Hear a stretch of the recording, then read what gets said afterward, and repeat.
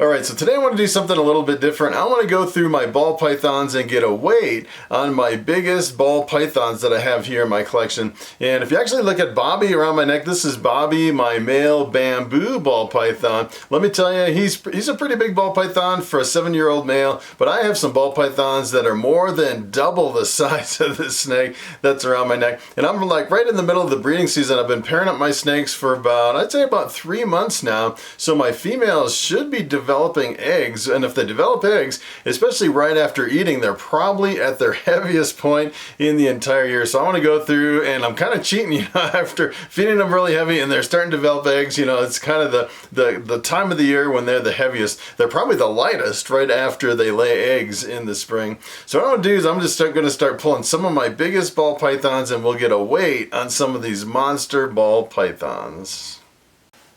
Alright, so I'm going to start with Bobby. Bobby was born in 2013. I just realized at the turn of the year, Bobby turned 8 years old. I'm not sure exactly the birthday of Bobby, but Bobby's been in pretty much every single video. He's kind of like the mascot of my YouTube channel. And this guy has been a really good breeder here in my operation. He's produced quite a few bamboos and bamboo combinations, and at this point, he's pretty much retired here in my collection. I want to get a quick weight on him. Look at how beautiful this bamboo is. Probably one of the most stunning bamboos. Just one single co-dominant bamboo gene in this guy. No other genes. Really impressive example of the gene. So I want to get a weight on Bobby, see what he's coming in at over here on this huge scale I got over here. He's coming in at 2,768 grams.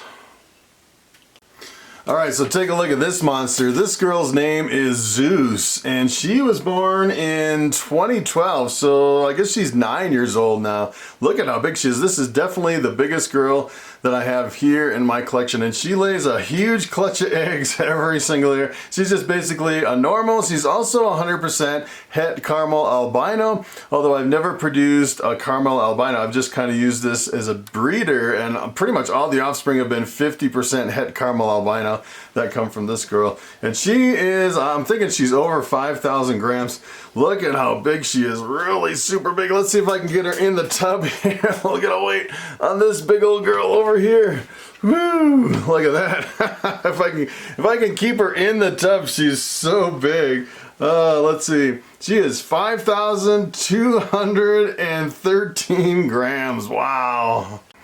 Alright, so take a look at this girl. This is pretty much exactly the same as Zeus. This is also a female 100% het caramel albino that I picked up over on Morphmarket. I picked them up at the same time. They were shipped in the same shipment, and I got them, I think I paid like $300 for the pair. They were super cheap back then. It was so good of a deal, I couldn't pass it up. And these guys produce an incredible amount of eggs between both of them every single year. So I want to see what this one is coming in. I'm pretty sure this one is lighter than Zeus. Zeus is definitely the biggest one I have here in my collection. If I can actually get her in the box here, we'll get her on the scale. This one's only coming in at 4,020 grams. Wow, that's a big snake. Alright, so take a look at this one. This is another big female. This is a Lemon Blast, a pastel pinstripe. Probably the biggest Lemon Blast that I've ever seen. I also bought this one as an adult, but she was not as big as she is now. Look at how big she is. She's a really huge monster. And I think the version of pastel that's in this snake is a really bright version of pastel. You can see she's got a lot of bright yellow color on her side compared to a lot of Lemon Blasts. So I want to get a weight on her if I could get her in this container over here. And we'll see what she's coming in at here. She's over 4,000. Wow, 4,194 grams. She's a lot bigger than she used to be. Pretty amazing. Alright, so here's another one of my really big females. This is a pastel calico, and then just last year we proved this one out to be 100% het desert ghost. So you know what I'm doing this year? I'm breeding my visual desert ghost back to this girl to produce some more, hopefully some more visual desert ghosts from this one. And this one is kind of going into shed. She's usually really pretty, but you can tell she's really kind of browning out. She's a really big snake. Look at how big she is. Let's get a weight on this girl to see where she is as far as the weight in the breeding season here. She is really big. She's coming in at 3,450 grams. That's pretty awesome. All right, so take a look at this big old girl. Look at how beautiful this pied is. This is a really big pied female. She just shed out too. Look at how stunning she is right after a shed. And this girl, I bought her as a hatchling from the NARBC in Tinley Park about 5 years ago. And as a matter of fact, I think it's almost been 6 years ago since I bought this girl. And she has not laid eggs since I bought her except last year. Last year was the first year she laid eggs. And the funny thing is all those eggs looked really good. They were big, pearly white eggs, and none of them developed. They didn't have any veins or any embryos in any of the eggs. So I'm hoping this year she'll lay some eggs, although she kind of laid late last year, and she hasn't had a whole lot of rodents this year. So I'm kind of wondering if she'll lay this year or kind of skip this year and go next year. You never know with these ball pythons, but she definitely has the weight to lay a big clutch of eggs. Let's see what she's coming in at here. She's really big. She's coming in at 2,872 grams. Wow. All right, so take a look at this beautiful albino. This is my albino female, and she is probably one of the most beautiful albinos that I've ever seen. She's a really high contrast, a really sharp definition between the white and the yellow on the snake. And she's laid eggs a few times, it seems like this girl. It seems like she lays eggs about every other year, which kind of drives me crazy. This year I'm breeding her to my albino pied male, hoping for some albinos, 100% het pieds from this girl. But she is definitely big enough to lay some eggs this year if she'll actually cooperate and lay a clutch of eggs. So let's get a weight on this girl and see what she is coming in at over here. She's coming in at 2,398 grams. All right, so take a look at this beautiful snake. This is my lesser female. Look at how big she's gotten. I don't know if you've been watching some of my snake videos from the past, but this girl, she was kind of small and fasting a lot. She was really hard to eat. And this year she just decided she was gonna eat like crazy, and she just ballooned up into this really big snake. This year I'm breeding this to my bamboo calico. And my bamboo calico is possible het desert ghost, so it could be that if it actually is het desert ghost, then that would actually transfer over to this one. But you know, sometimes you dilute some of those hets and they get kind of diluted more and more as you breed them through your collection. Sometimes you don't know if you have them in there or not. But this girl, I'll actually get some blue-eyed leucistics, which would be pretty awesome if she lays some eggs. She's looking like she probably will lay some eggs. It looks like she could almost lay some eggs right now. She's really big and huge. And probably, I think it's like 25% of those snakes will be blue-eyed leucistics, all white snakes with blue eyes, because those will be bamboo lessers from the pairing, which would be pretty awesome. I actually have a bamboo lesser here in my collection that is one of my breeders. It's a breeder male. So let's see what the weight is on this girl. She's really big. She's coming in at 3,720 grams. That is pretty awesome.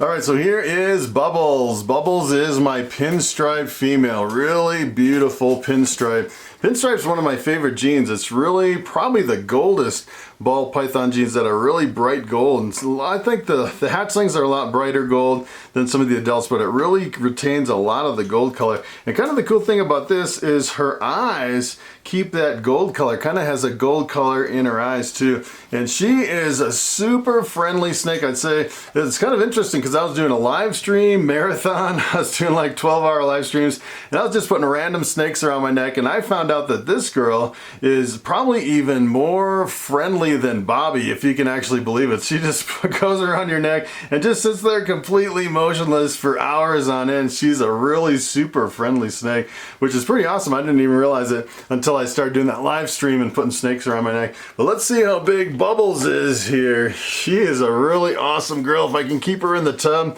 she's coming in at 2,772 grams. All right, so I'm going to end on this snake. Take a look at this beauty. This is my pastel spider desert ghost female. Pretty awesome combination. Probably the most stunning ball python that I have in my collection. And she's got really bright green eyes. I don't know if you can see her eyes, but it is like a super bright green eye, which is pretty awesome. I think that comes from the combination of the pastel and the spider. It seems like the bumblebee combinations always have bright green eyes, And the Desert Ghost, it seems like if you mix it with pastel, it really pops out the yellow color. And the reason I got this snake is I was actually over on one of the reptile forums, and someone was showing off their adult. As an adult, this exact same combination of gene, the pastel spider desert ghost.